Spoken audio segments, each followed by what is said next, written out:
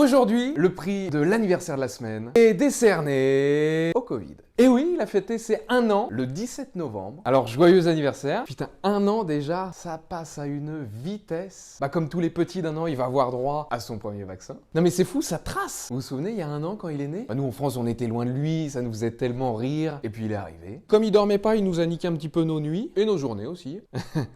Petite envie de crever aujourd'hui, hein. Ah bah, 1 an après, on est confiné pour la 2e fois. On s'est mis à regarder Affaires conclues, mais en direct. On est à 2 doigts de démarrer Plus belle la vie, mais du début, ah bah on rigole beaucoup moins. Hein. Bah, il y a 1 an, personne ne connaissait l'existence de Didier Raoult. Alors qu'aujourd'hui, tout le monde se bat pour l'avoir en interview, et tout le monde l'a d'ailleurs. Hein. Il est à 11h sur CNews, à 15h sur BFM, et à 18h sur LCI. Ah bah, Didier Raoult, en termes de rareté médiatique, c'est pas Barack Obama, quoi. Ah bah, Didier, il nous a fait une percée en 1 an.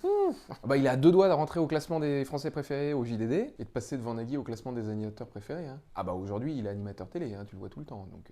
1 an déjà, et on nous annonce des vaccins. Mais qui vient nous plomber la semaine? La Croix-Rouge. La Croix-Rouge qui nous annonce que le réchauffement climatique est une plus grande menace pour l'humanité que la Covid. Allez, bah fin de journée, voilà. Attendez, ça fait à peine 1 semaine qu'on a repris un peu d'espoir avec les vaccins. Et là, la Croix-Rouge, vous nous sciez les pattes. Vous n'auriez pas pu attendre, je sais pas moi, 2 semaines avant de faire cette annonce? Parce que là, en ce moment, entre les pandémies mondiales, les attentats, toutes les bonnes nouvelles, on les prend. Hein. Regardez, quand le gouvernement a annoncé qu'on pourrait enfin acheter des sapins pour Noël, on a eu l'impression que c'était la libération après la Seconde Guerre mondiale. On va être jamais aussi content que cette année de ramasser des épines, hein, je vous le dis. Hein. Mais surtout, cette annonce de la Croix-Rouge. Le réchauffement climatique est une plus grande menace que la Covid. Donc ça y est, on a enfin une nouvelle échelle de douleur. De quoi? Tu t'es fait larguer par ta meuf?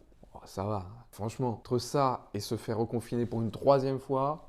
moi je dis ça va, hein. Mais bon, la Croix-Rouge nous dit que le réchauffement climatique, ça va être pire. Et c'est marrant parce que cette année, ils ont pas pris Adriana Carambeu pour nous l'annoncer, quoi. Ah là, c'est sec, sans glaçon. Bam. Mais le pire a été annoncé il y a quelques semaines. Les conclusions d'une étude menée par la BI Norwegian Business School nous expliquent à propos du réchauffement climatique que le point de non-retour aurait déjà été dépassé. Autrement dit, même si aujourd'hui on arrêtait toutes nos émissions de gaz à effet de serre, bah le monde continuerait à se réchauffer quand même. Attention, c'est une hypothèse. Je vous vois arriver les complotistes, je vous vois. Bah tiens, vous êtes là. Mais en gros, pour que le réchauffement climatique cesse, il aurait fallu qu'on arrête de polluer dans les années 60-70. Donc moi, ce que je vous propose, vu que potentiellement on est foutu, on arrête les recherches sur le réchauffement climatique et on se concentre sur la machine à voyager dans le temps. Là, ce qu'il faudrait faire, on remonte dans les années 60. On arrête tout, on retourne à la calèche. On va chasser uniquement ce qu'on mange. Bon, du coup, Internet, on oublie aussi. Hein. Et d'ailleurs, si on retourne dans le temps, si on peut dire aux gens de ne pas manger ni de pangolin, ni de chauve-souris, bah ça nous éviterait de fêter des anniversaires de merde comme cette année.